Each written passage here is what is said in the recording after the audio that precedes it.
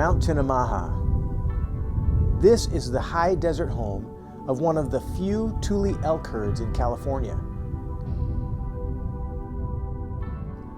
This herd is managed by only 2 bull tag draws per year, one early and one late.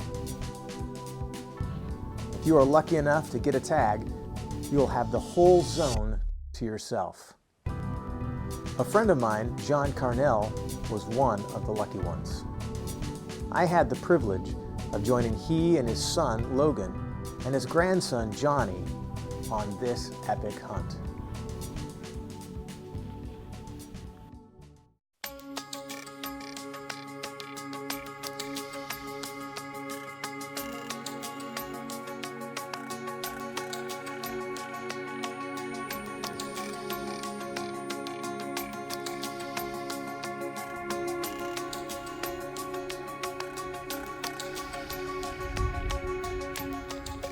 So I've been hunting with my grandpa quite a few times. We've gone almost every year, every other year since I got my license.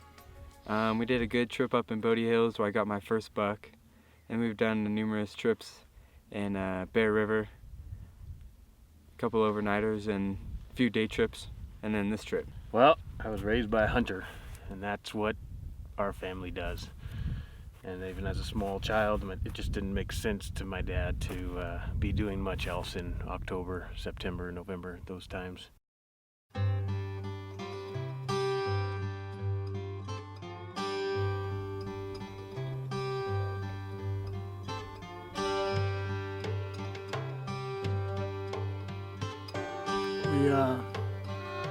We've been putting in for this hunt for the last 12 years. Got drawn as an alternate. I was the first alternate and somebody gave it up, so I took it. So we came down here early this season and started glassing, waiting for our partners to get down, and we spotted 2 bulls, and apparently that's all that live here right now. So I think Sunday evening we found them, and we had enough daylight where we really probably could have put a hunt on them. But we had a grandson and a good friend joining us, and so we held on, and they showed up that night. When we first got there, the first morning we woke up at 4 and the bull was already spotted, and I thought, oh, if we get it this morning, this is gonna be the easiest trip. We'll be back in the tent eating tenderloins and hanging out. As the sun rose that morning, we were able to locate the bulls in the same meadow that John and Logan had seen them in the night before.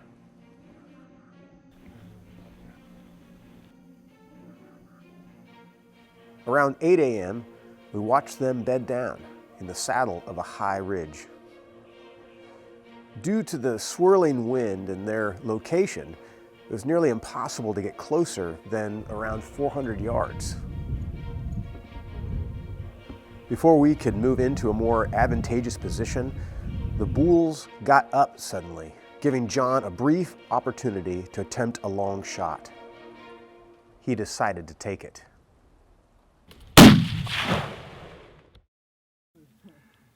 It didn't pan out. We missed, fired wide.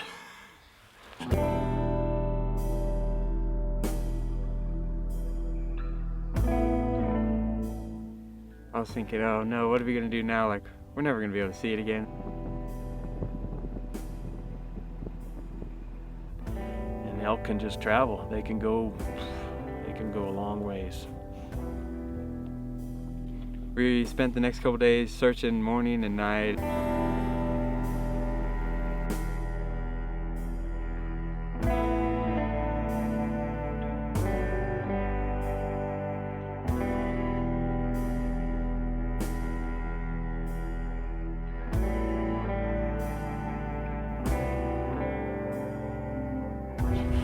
We just picked him up again last night. So we came out here early this morning, and as light's coming, we found him down in this meadow. And that's a pretty good feeling to look for days and days and finally pick them up early one morning or late one evening. One's a 6x6 with a cheater, a little bit broken. The other one's kind of busted up. Tule elk break a lot of horns.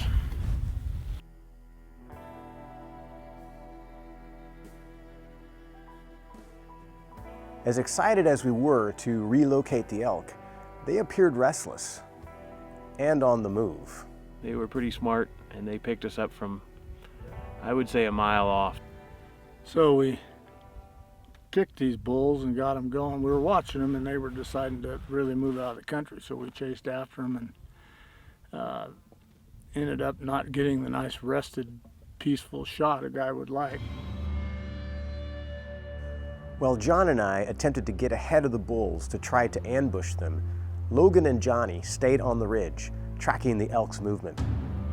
So at the last moment, the elk got out of our sight, and so we just scanned back over to my dad, and we watched him shoot twice. My first shot fired wide. I could see the dirt come up. So he moved over and gave me another quarter. He wasn't going to give me a broadside. Gave me a quarter, and so I moved back behind his shoulder a little bit, about his rib cage, and gave him one in the boilers. And then we were just, we're a long ways off. He's a little dot in the spotting scope, and we're watching his body language. And he kind of had his arms hanging, and then he started pointing out over in the distance, and then he started glassing, and everything about his body language looked bad. He actually took off in a different direction. I thought I had a good shot, but wasn't sure, so we watched, and he never came out of where he went to lay. So we took off down there and figured the hunt was over. And we got down there, and he just wasn't sure if his second shot was successful, because the elk, as soon as he shot, dove down into a deep draw. So we didn't know if he dove down in the act of dying or if he dove down in the act of skinning out. We made a plan to sort of come at that draw from a few different ways.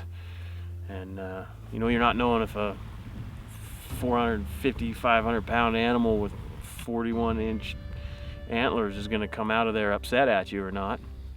Went walking looking for tracks and split up a little bit, and we saw blood, and then kept following that a little ways, and through the willows they were just like sticks broken and crashing trail down through the willows. We were looking through, and all of a sudden I just see horns kind of sticking up through the willows. Ended up Johnny, the grandson, he found him piled up in the willows. I was like, all right, like sweet.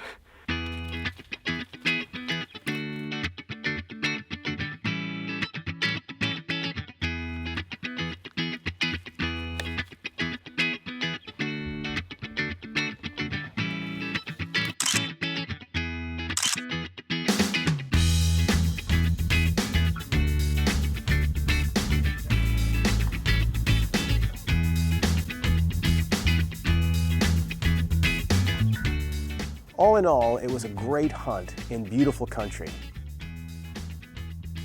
There were highs, lows, and close calls. In the end, we were blessed to harvest a 6x7 Tule Elk bull. And for the time spent with good friends, I'm grateful.